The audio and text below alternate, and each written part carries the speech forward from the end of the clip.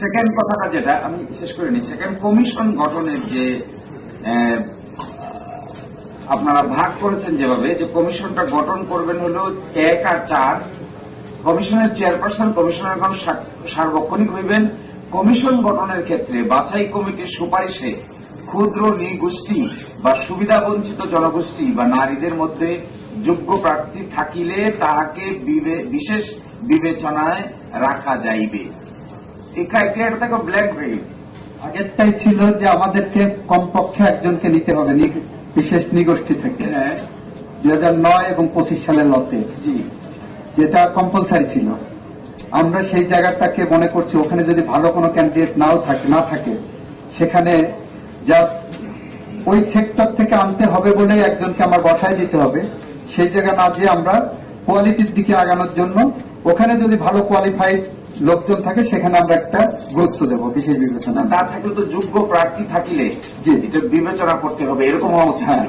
কিন্তু বিবেচনায় রাখা যাইবে এর মানে বাছাই কমিটির সামনে একেবারে ব্ল্যাঙ্ক লাইন, ল্যাঙ্গুয়েজটা আমরা চেঞ্জ করে দিতে পারি না। আর সেকেন্ড হলো বাছাই কমিটি দেখে মনে হচ্ছে আপনারা এখানে রাজনৈতিক বিবেচনায় একমাত্র বিবেচনা।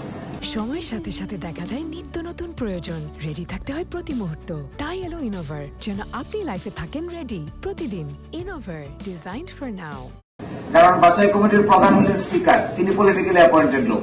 বাছাই কমিটির দ্বিতীয় জন হলেন আপনি নিজে, মানে আপনার পোস্ট, আপনি নিজে না আপনার পোস্ট। বাছাই কমিটির তৃতীয় জন হল স্বরাষ্ট্রমন্ত্রী। বাছাই কমিটির চতুর্থ জন হল 2 পার্টি থেকে 2 সংসদ সদস্য, মন্ত্রী পরিষদ সচিব। এই যে প্রথম জন, দ্বিতীয় জন, তৃতীয় জন এবং চতুর্থ জন সবই তো রাজনৈতিক লোক। তাহলে বাছাই তো করবে এইভাবে ঠিক করে। নট নেসেসারি, আপনি প্রতিষ্ঠানের উপর আপনার বিশ্বাস রাখতে হবে। তাহলে এটা যদি বলেন তাহলে আপনি বলতে পারবেন না যে আমার পার্লামেন্ট থাকার দরকার নাই, পার্লামেন্টে একটা মেজরিটি পার্টি আছে, এই পার্লামেন্টের দরকারটা কি? You cannot see in that line. That analogy cannot be a good analogy or এই জন্য আগের আইন ছিল আপিলেট ডিভিশনের একজন বিচারক এটার প্রধান হবে। আমরা সেখানে ডিভিশনের বিচারকরা ইদানিং জজ সাহেবরা কোন বাছাই কমিটিতে থাকতে ওনারা অস্বীকৃতি প্রদান করছেন। আই এম টেলিং ইউ যে ওনারা কোন বাছাই কমিটিতে থাকার ক্ষেত্রে নিজেদের অপারগতা প্রকাশ করছেন। তাইলে আমরা চেষ্টা করেছি প্রথম অপশন, আমরা চেষ্টা করেছি এবং আমাদের তথ্য কমিশন পেন্ডিং আছে। তথ্য কমিশনের জন্য আমরা বাছাই কমিটির কাছে পাঠিয়েছি 1-1.5 মাস। ওনাদের বিচারিক কার্যক্রম ওনারা এত ব্যস্ত আছেন যে এটা আমাদের কাছে আমরা বাছাই কমিটির কোন সুপারিশ পাচ্ছি না, গঠনই করতে পারছি না। সুপারিশ তো দূরের কথা, এখনো বাছাই কমিটি গঠন করতে পারছি না। তাহলে তো আমরা এখানে, আমার মনে হয় আমরা এখানে যে এই যে বাছাই কমিটির যে প্রক্রিয়াটার কথা আমরা এখানে বলছি, এটা নিয়ে কিন্তু আপনার একটা কনফিউশন থেকে যাবে। এখানে কি আমরা আর কোন নিউট্রাল মেকানিজম বের করতে পারি? আপনারা নিউট্রাল মেকানিজম বলেন, নিউট্রাল মেকানিজম আছে কিনা বলেন, সেটা আমরা দেখি কতটা এটা আমাদের কাছে সবার কাছে গ্রহণযোগ্য হয় সেটা দেখি।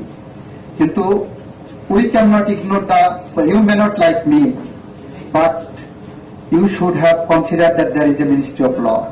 You may not like the Parliament or the parliamentarians, but you have to accept that the Parliament is an institution. ফলে আমরা এখানে ইনস্টিটিউশনাল ডেভেলপমেন্টের জন্য প্রথমেই তাদেরকে আমরা ইগনোর করবো, সেটাও আমাদের মনে ঠিক হবে না।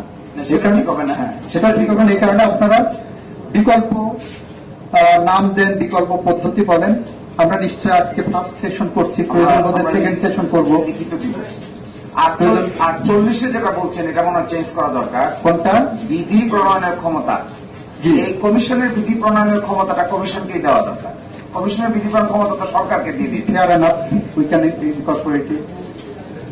কমিশনের বিধি প্রণয়নের ক্ষমতাটা কমিশনের কাছে থাকলে commission will be empowered. I do agree with you. জি, মাসুম আপনি নোট নেন, বিধি প্রণয়নের ক্ষমতাটা কমিশনে থাকা দরকার। Okay, anything? না।